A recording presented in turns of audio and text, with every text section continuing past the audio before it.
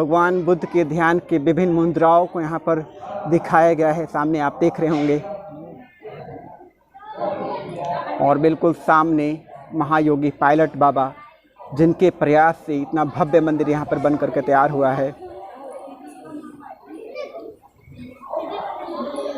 और बिल्कुल सामने आप देख रहे हैं बोधिसत्व द्वार, मेन मंदिर, जहाँ पर भगवान के दर्शन होते हैं, भगवान के विश्राम मुद्रा के भी दर्शन होते हैं।